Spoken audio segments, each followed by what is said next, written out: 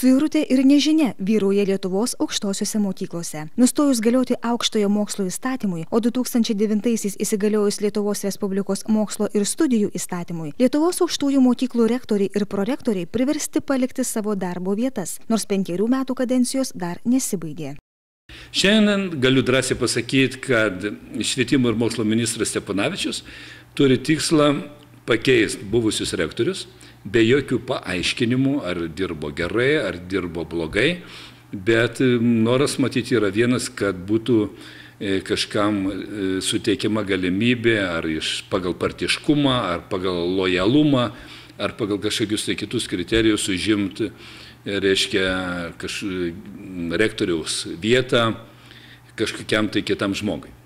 Kol kas aukštųjų mokyklų vadovai gyvena nežinioje, o per tą laiką vyksta slapti naujų vadovų rinkimai. Socialdemokratų partijos lyderis mano, kad visuomenėje visų pirma turėjo būti aiškiai pagrįstos ir tik tuo met daromos pertvarkos. Mano manimu, kad švietimo ir mokslo sistemoje vis dėlto reikėjo suformuoti tikslą kiekvienam universitetui ir juos nubrėžti aiškiai pateikiant visuomeniai, ko iš jų reikalaujama ir ko švietimo ir mokslo ministerija tikisi. Taip pat kitas turėtų būti aspektas iškeltas, kad turi būti aiškiai pasakyta, reiškia, kiek maždaug specialistų reikia Lietuvai pagal įvairias specialybės ir kad tos vietos arba būtų finansuojamos iš valstybės. Žinant, kad yra valstybėje tokia vizija, tokia strategija arba toks planas paruoštas, tai tada suprantama ir galima po to vertinti, ar tų planų laikosi universiteto vadovas, jo pavaduotojai, fakultetų dekanai, katedrų vedėjai.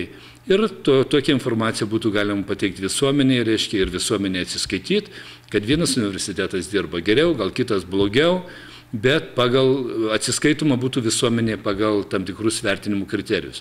Švietimo sistema labai svarbi sritis. Tik kokybiškas ir aukštas studijų lygis leidžia tikėtis įgytų žinių grąžos, kuriant savo valstybės ateitį.